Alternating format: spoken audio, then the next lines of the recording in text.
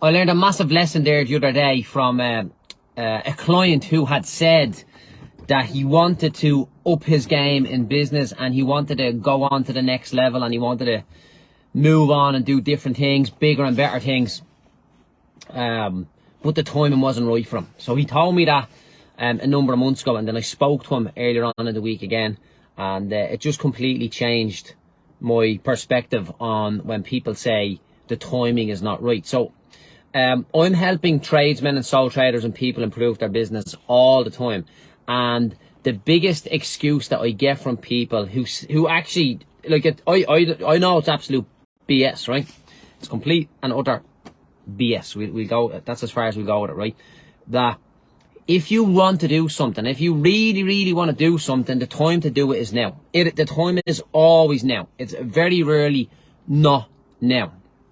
And I've had clients who've had all these different things go wrong, and they're like, no, Joe, the fact that this is going wrong, I'm even more determined to succeed. The fact that this is going on in my life, I need to succeed. And then you get other people who sneeze and say, oh, geez, I can't do anything in the business now, right? But this particular client who told me he wanted to change things a number of months ago, but the timing wasn't right, and I agreed with him that the timing wasn't right.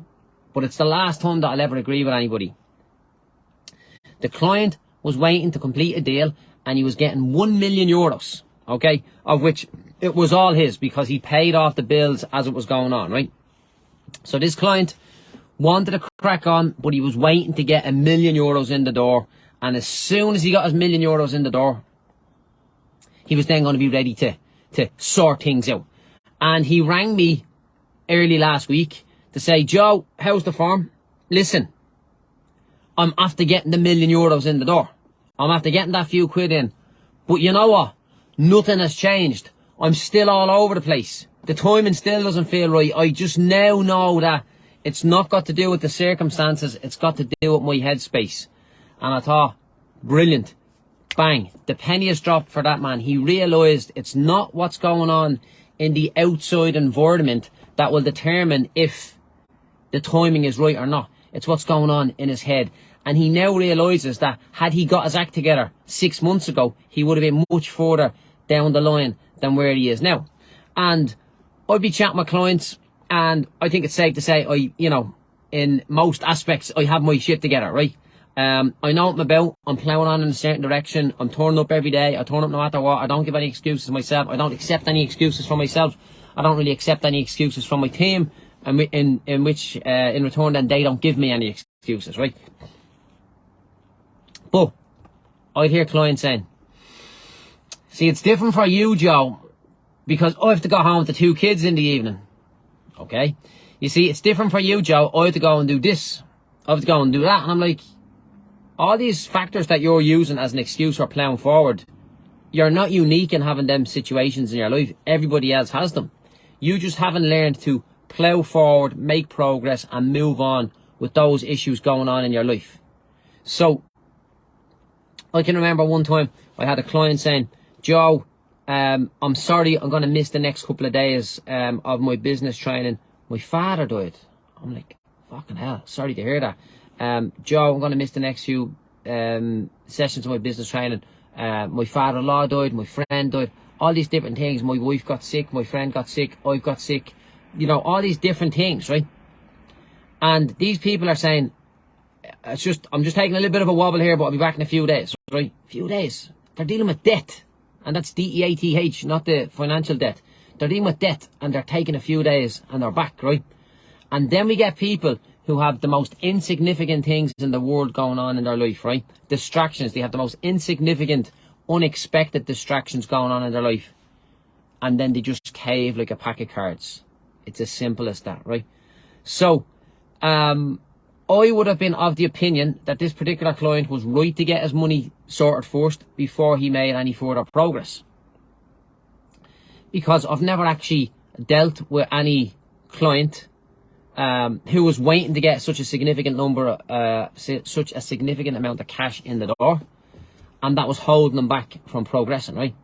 And now that I've seen it, right? So now, if you've got something really good coming down the line, that's no excuse not to be starting today. If you've got something really bad coming down the line, it's no excuse starting today. If you've got issues with the revenue, you've got a divorce, you've got banking issues. They're all three issues that I significantly believe that the presence of money will help. Whereas people say, oh, well, I'll wait till I get this out of the way, I'll wait till I get this out of the way, I'll wait till I get this out of the way. If you go and get your act together and plough forward and start to make progress, you actually don't believe how much progress, you won't be able to kind of quantify how much progress you could make if you actually get going. So the reason why I want to make this video here now today, and I'll be posting it on a number of different platforms, is because I want to call absolute BS on anybody who uses the excuse that the timing is not right for them to plough forward and make progress. So when I'm talking to you in a week, a month, 12 months time, right, whatever time it is between now and when this video gets pulled out of my pocket again, right, whatever amount of time it is, whatever amount of time passes between now and then, right, I'm going to send you this video and I'm going to say to you, listen, my friend, get your act together. Because it is not a timing issue. It's got to do with either priorities or lack of focus.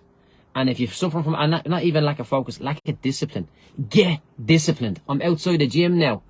I don't particularly want to go into the gym today, but it's the day to go to the gym.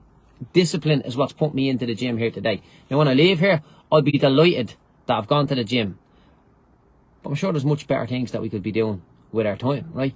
It's discipline. Discipline is the answer to absolutely everything in your life. And if you start telling yourself that the timing is not right, you'll be an old man and a skeleton by the time you get to the point where you believe the timing is correct. You must start today. It is absolute nonsense to bring into play any excuse or anything that's going to hold you back. Because the truth of the matter is, and maybe you should label it this way, maybe you don't really want the progress. Maybe you're saying you want the progress, but the truth of the matter is you don't. Maybe you're happy with a bit of a bleeding pot belly that you don't want to go to the gym. Maybe you're happy that you just don't have the money to do what you would really like to do. Maybe you think you would like to have the money, but you don't. Maybe you're happy with the little shitty little victim mentality that you have. Or maybe, and this is what I see so many, and I'm talking about so many self-employed tradesmen, right? Maybe you're addicted to the struggle. To see people who are addicted to the struggle, all you need to do is walk up to the counter to the builder suppliers. How's things? How's things? Oh, sure, geez, you wouldn't get a minute. Is that not a good thing? So, they're given a good circumstance, but yet they're complaining about it. Oh, sure, not hard to get the rates at the minute. Oh, sure, geez, there's not the price of materials. Like, people are addicted to the struggle. Do not be addicted to the struggle. You see it every day. Somebody says to you, how's things? What's the first thing to say? Not bad. Not fucking bad. Not bad. How's things? It's an amazing time to be alive. You know. So the truth of the matter is, maybe you think you want to improve, but you actually don't. It's as simple as that. Maybe you think you want to improve, but you don't. And you know what? If you don't want to improve, that's good. Right? Just be honest with yourself. I'll say the F word there. Just be honest with yourself. Don't be lying to yourself. You know, if you're happy with your little pot belly sitting around and your little man boobs, just be honest with yourself, right? If you're not happy with them and you want to improve, be honest with yourself and do something about it, right? Maybe you think you want to make more money, but you actually don't want to make more money. Be honest with yourself. If there's one thing that you can benefit from in this life, it's by being honest with yourself. And after being honest with yourself, I think the next thing that will help you in this life is discipline. The ability to say something as it is without influence from your mood at that point in time. So, this video is now going to be used by me, for the rest of my days as a big stick to say to people, there is people in a worse situation than you right now. They're going through worse, they've been through worse, and they are performing better because they don't use that absolute nonsense excuse of the timing is not right or I've got a lot going on at the minute. Have a great day, guys. I'm going in here for a leg day. See you at the top.